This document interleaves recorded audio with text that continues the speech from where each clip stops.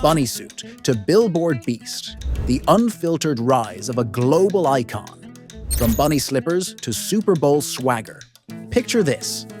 A grumpy little Puerto Rican kid in a bunny costume uploads a photo online, and a decade later, he's co-chairing the Met Gala. That's Bad Bunny. This isn't your typical rise to fame story. It's a genre-bending, reggaeton-powered revolution led by a trailblazer who raps like thunder, dresses like a glitch in fashion's matrix, and lives like every day is a music video. Let's dive into the wild ride that is his life. The Bunny is born, just not so bad yet. Bad Bunny, born Benito Antonio Martínez Ocasio in 1994 in San Juan, Puerto Rico, grew up in Vega Baja, surrounded by music and singing in his church choir. While others trained in music schools, he balanced supermarket shifts and university studies with late-night SoundCloud uploads. No glitz, just raw hustle, heart, and a dream louder than his beats. The SoundCloud savior emerges. One of his earliest tracks, Dials, Tell Them, was uploaded to SoundCloud in 2016.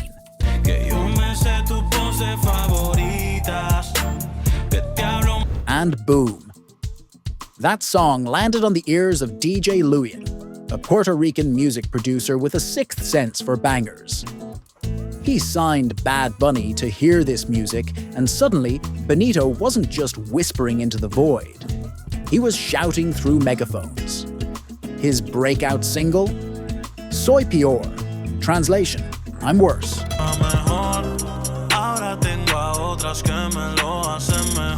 Mood, right? It dropped like a bomb in 2017 and made it clear this was no ordinary artist. This was a sad boy with bars, and fans were eating it up. Collab King, Bunny goes global. Before long, the world couldn't ignore the Trapero Conflow. Bunny teamed up with J Balvin and Prince Royce for the sultry hit, Sensualidad.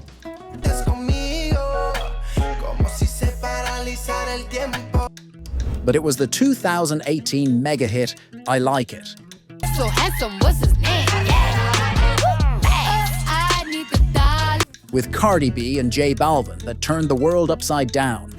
English, Spanish, Bronx, Puerto Rico, Boogaloo, Trap.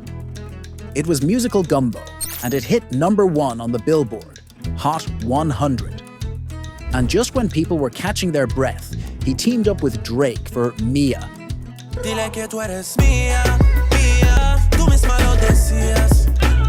Drake singing in Spanish? That's the Bad Bunny effect.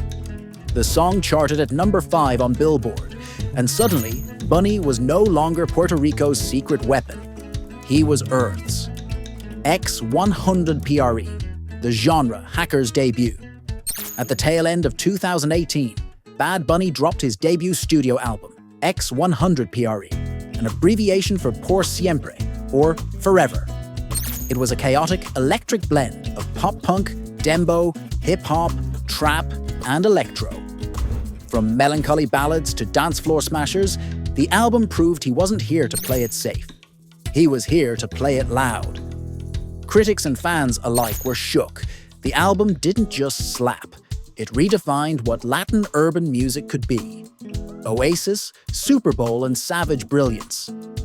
By 2019, Bad Bunny was one half of Latin music's hottest duo, Bunny and Balvin, and together they dropped the smooth, genre-bending joint album Oasis.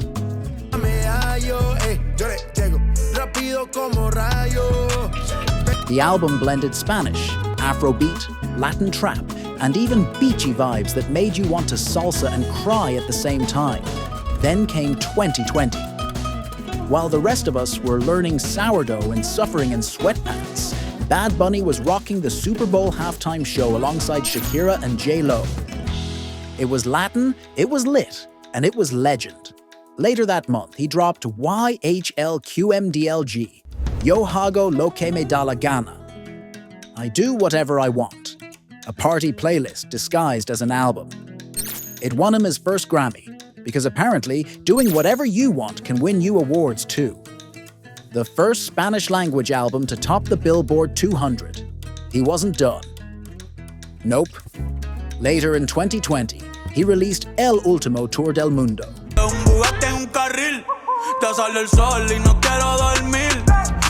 The last world tour.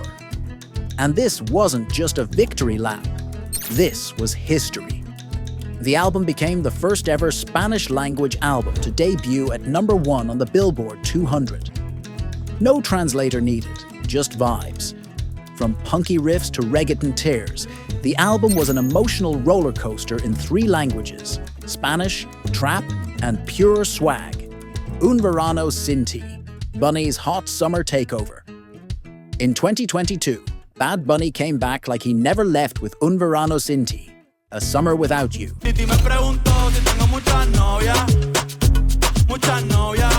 The album wasn't just a soundtrack, it was the summer.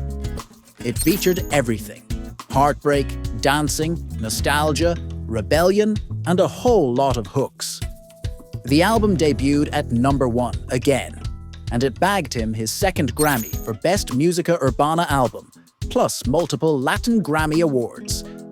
By now, Bad Bunny wasn't just a musician, he was a movement.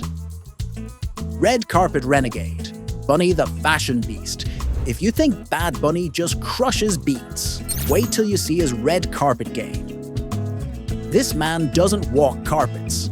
He floats in gender-defying, eye-melting, meme-worthy fits that leave fashion critics scrambling for words. From skirts to latex to feathered tuxedos, Bunny's wardrobe says one thing loud and clear: I'll wear what I want, and it will break the internet. So, when the 2024 Met Gala needed co-chairs, guess who showed up alongside Jennifer Lopez, Chris Hemsworth, and Zendaya? That's right, the same grumpy kid in the bunny suit, now dressed like a Vogue fever dream. Activism, authenticity, and always badass. Bad Bunny isn't just a trendsetter, he's an outspoken force for social justice, gender expression, and Puerto Rican pride. He's worn skirts to protest gender violence, called out corruption in Puerto Rico, and used his platform to spotlight trans rights and inequality. He doesn't just rap about real life, he lives it, loud and unapologetically. From SoundCloud to stadiums, the bunny that can't be caged, Bad Bunny didn't just break barriers, he blew them up with 808s and glitter.